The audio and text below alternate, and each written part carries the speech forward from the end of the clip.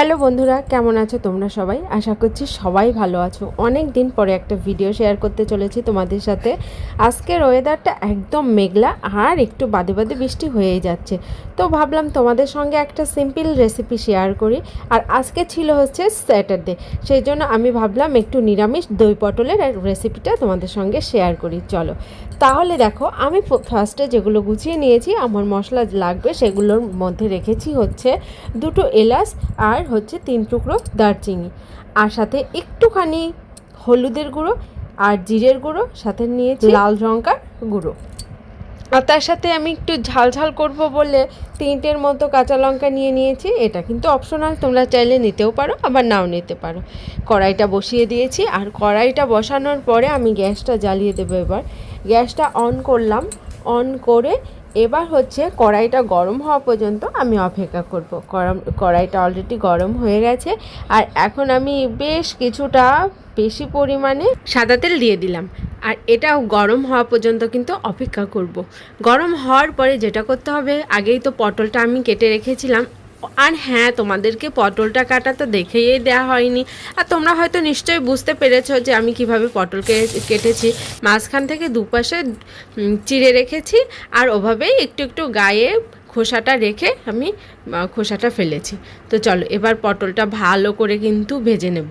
আর তোমাদেরকে যেটা দেখানো হলো না সেটা হচ্ছে একটু নুন আর হচ্ছে চিনি, ব্যালেন্স মতো আমি চিনিটাও দিয়ে দেব মিষ্টির জন্য, আর সাথে তো নুনটা লাগবেই। নুন ছাড়া তো আর রান্নাটা কমপ্লিটই করা যাবে না। দেখতেই পাচ্ছ পটলটা কিন্তু আমার অলরেডি ভাজা হয়ে গেছে।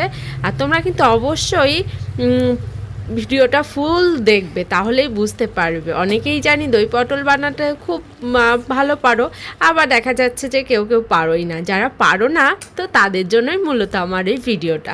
তো চলো দেখো, আমি তোমাদের সঙ্গে কথা বলতে বলতে পটলটা ভেজে তুলে রাখলাম। আর এখন ফোড়নে দিয়ে দিচ্ছি একটা তেজপাতা আমি অর্ধেক করে রেখেছিলাম, আর সাথে দিলাম গোটা এলাচ আর হচ্ছে দারচিনি।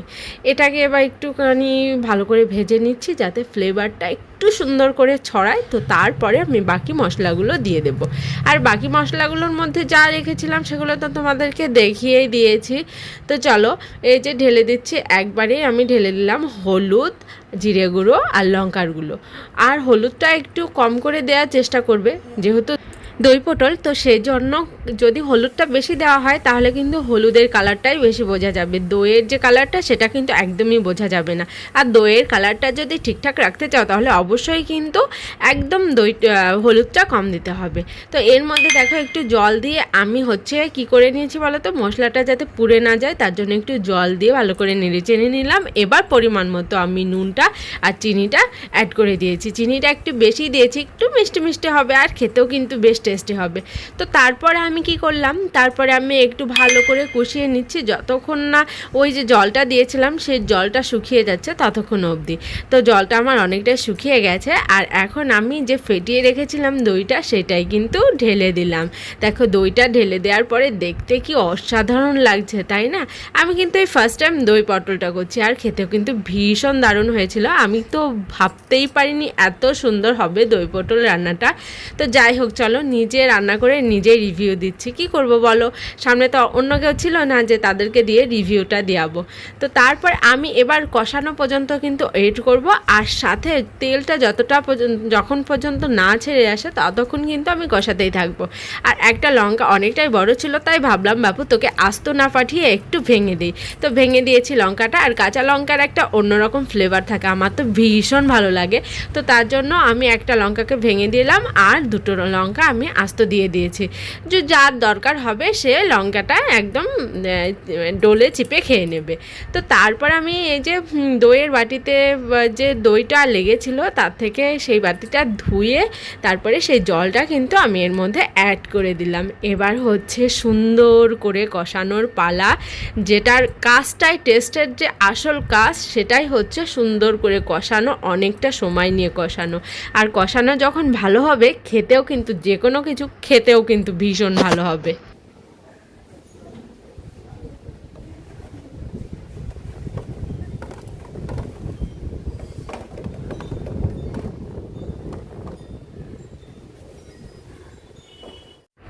চলো একটু প্রাকৃতিক দৃশ্য দেখিয়ে তারপর নিয়ে চলে এলাম তোমাদেরকে আবার সেই রান্নাঘরে। রান্নার সময় আর অন্য কিছু কি ভালো লাগে দেখতে বলো? সেই রান্নাটা কখন শেষ হবে, যতক্ষণ না পর্যন্ত শেষ হচ্ছে ততক্ষণ তো সবার মধ্যেই একটা ইন্টারেস্ট থাকে যে ফাইনাল লুকটা কেমন হলো। ফাইনাল লুকটা কিন্তু দারুণ হয়েছিল, আর আমি কিন্তু তোমাদেরকে এটা বলছি একদম খেয়ে দিয়ে আমার পেটে যাওয়ার পরে তারপরেও তোমাদের সঙ্গে এই ভিডিওটা আমি শেয়ার করছি। তো চলো দেখতেই পাচ্ছি কষানোটা কিন্তু অনেকটাই হয়ে গেছে, তেলটা ছেড়ে দিয়েছে আর শুকিয়েও গেছে। এবার কিন্তু জল দেওয়ার পালা। তারপরেও মনে হচ্ছে কি আরেকটু নাড়াচাড়া করে নিই। তো নাড়াচাড়া ফাইনালি হয়ে গেছে। এবার আমি 1 কাপের মতো জলটা দিয়েছি, যেহেতু গ্রেভিটা আমার একদম ঘন ঘন থাকবে সেই জন্য আমি অল্প করে জল দিলাম। তোমরা কিন্তু চাইলে তোমাদের ইচ্ছা মতো গ্রেভি কম বা বেশি বাড়াতেই পারো, কমাতেই পারো। তবে দই পটলে কিন্তু অবশ্যই গ্রেভিটা একদম মাখা মাখা হলে বেশি টেস্টি হয় আর বেশি ভালো লাগে। অবশ্যই এটা নতুনদের জন্য বললাম, যারা আমার মতো প্রথম রান্নাঘরে গিয়ে রান্না করতে এসে কতটুকু কিসে জল দিতে হবে তারা সেটাই বুঝতেন, আমি সেটাই বুঝতাম না। তো তাদের জন্যই আমি কিন্তু এই কথাটা বলে রাখলাম। তো দেখতেই পাচ্ছ একটুখানি ঢেকেও দিয়েছিলাম যাতে পটলটা ভালো করে সেদ্ধ হয়ে যায়, যদিও ভাজার সময় পটলটা হাফ সেদ্ধ হয়েই গেছে, আর বাদ বাকি যেটুকু বাকি ছিল ততটুকু কিন্তু আমি ঢাকা দেওয়ার ফলে সেদ্ধটা হয়ে গেল।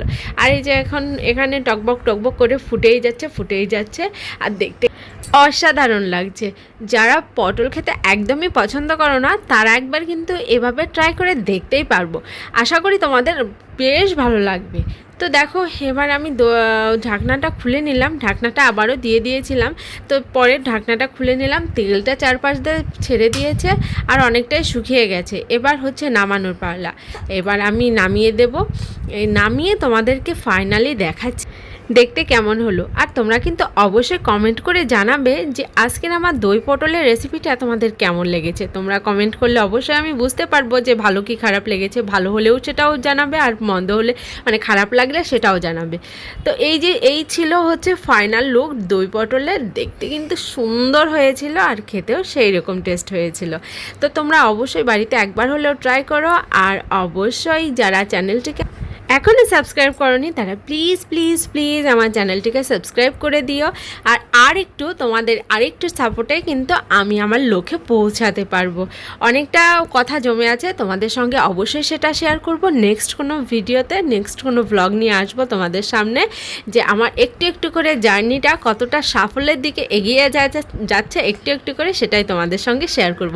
তো চলো আপাতত এখন দই পটলটা খেয়ে বলো কেমন হলো, অবশ্যই কিন্তু কমেন্ট করতে ভুলো না। চলো আজকের মতো ভিডিওটা এখানেই রাখছি, টাটা। দেখা হচ্ছে নতুন একটা ভিডিওর সাথে। সেই পর্যন্ত সবাই খুব ভালো থেকো, সুস্থ থেকো, আর আমার চ্যানেলটির পাশে কিন্তু তোমরা সবাই থেকো।